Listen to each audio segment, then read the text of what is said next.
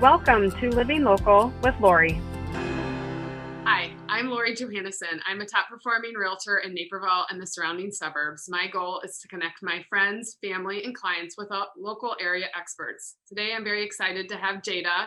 Jada is a past client of mine, a friend, and a triathlete, as well as an Ironman. She is a mother of 5 kids. Is that correct? 5 kids?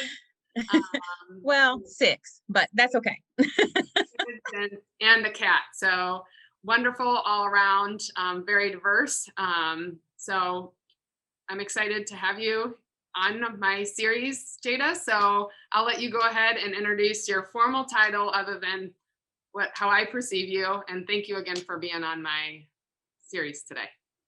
Lori, thank you so much for having me. It's such a pleasure. And kudos to you and the work that you do to connect people with one of the biggest decisions they make in their life, which is where they're going to live. It's a stressful point for many people. So it's so awesome to have someone like you guide them through that process. So I'm honored to be here. So, okay, who am I and what do I do? Well, you know my name. So I am a psychiatric physician assistant, a licensed professional counselor, and a personal trainer. And I have a business in Wheaton called Integrated Health and Wellness.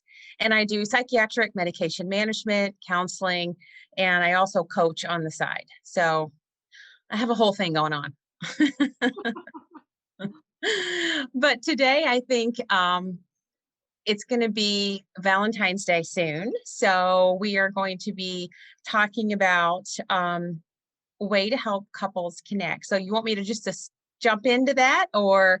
Absolutely. Because I think okay. We all need it. I admire your marriage and how much energy that you guys have. You have been married for how many years? Really, you could have warned me you were going to ask me that. Well, we'll cut that part out of this. Just kidding. So you're married. You're legally married. So I am going to use that as you have credibility in addition to your schooling to what you're about to hear. Well, thank you. So, it's a difficult time right now. Life is stressful. The world is stressful. Everyone's anxious and stressed out. And while we're forced, to be together with COVID and we're restricted with where we can eat and where we can go, you would think that our relationships would be stronger than ever because we're all together. But that's really, it's hard to be together all the time. So although I'm not a marriage therapist, I am a therapist. I am a professional counselor. So I'll speak from that platform.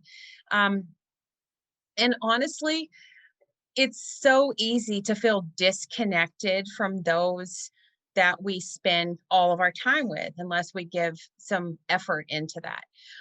Traditionally, when we can go out or plan a date night or do something fun for Valentine's Day, it was a special thing. It created meaning in and of itself because we could go do something and make it special. So couples now have to really work at finding those connections, and that's hard when we're always together. So I have a few suggestions in general about relationships and how to keep them healthy and strong, and then some specific date night or date whatever, Valentine's Day, little special things you can do to make it feel special.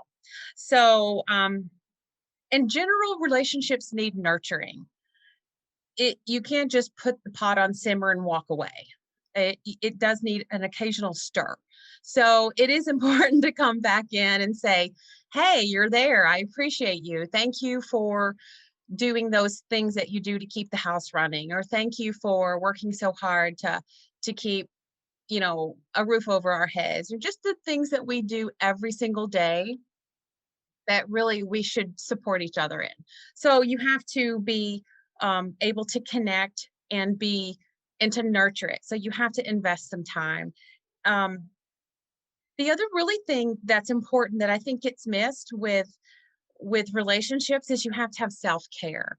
So you can't really give to people when you're lacking. So it's really important that you also take personal time. So even though we're together, I really encourage individuals to do something for themselves every single day that's nurturing to them.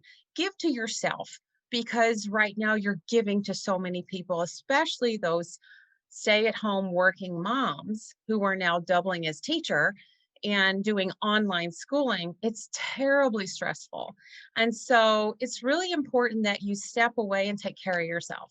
And that's, self-care can be just mindfulness, exercise, healthy eating, all of those things can be self-care. So you got to love yourself first before you can really love other people. And then I think, with every relationship, when disagreements occur, you need to have like a plan so that you don't just rip each other apart. So when arguments come up, it's really good to have like a game plan. Like, okay, you're getting on my nerves, and we need a timeout. So actually, I just use the word, timeout. If you're really, if things are escalating, just timeout. Go to your separate corners. Wait 15 minutes. Come back. But in general, I recommend you use the I feel about. So if you're something that happens in the moment, say, I feel frustrated that you're not helping me cook, whatever. So I feel, and really tag on that emotion before you attack the person. It's really hard when you say how you feel for someone to come back and argue with that. So those are like 3 basic relationship tools that can be helpful. Um, So that's like overview relationships. I do have one book suggestion that I think is so helpful. And you can do this in general to nurture relationships, or you can do this as a specific activity, like for Valentine's Day. And that is The 5 Love Languages by Gary Chapman. It's a tiny little book. It's an easy read. It's a way you can do little activities and figure out what your love language is. And then you can learn what the other person's love language is. If you're speaking Spanish and they're speaking French, you got a problem. So you got to know what language they're speaking so you can speak the same language.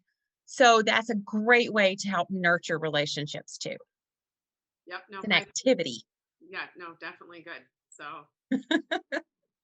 Okay. So do you want my like date in instead of date night out, date night in? yes, absolutely. Okay. And if I'm talking too much, you can just tell me, like, Jada, I really need to ask you some questions. But You're doing a great uh, job. okay. So here are some suggestions. Uh, this is kind of a no-brainer because it's a cliche, which is like dinner and a movie, but that's a common like go out activity. But you can't go out to eat right now, and you can't go to a movie right now, but you can recreate that classic dinner and a movie type of scenario. So here's a couple of twists that make it a little more fun. Reverse roles. So if you're the one that's always cooking, ask the other person to cook. So that's one suggestion. Plan the meal together. Do a dish that you've never eaten before. Step out of your comfort zone. Be creative with it. Make a whole thing, appetizers, salad, dessert. You can even dress up, wear fancy clothes. So, and then the twist on the movie, again, watch a movie you've never watched. And here's where I'm going to encourage you to get together. So sit together on the couch and hold hands. You don't normally hold hands while you're watching a movie, but I challenge you, get close in there, get a blanket, touch each other and enjoy the movie, but really add that extra element. So that's a classic dinner and a movie, but at home, the home variety. I love Pick a house project. Now that can be good and bad. because that can be good in that, there's always stuff that needs to be done.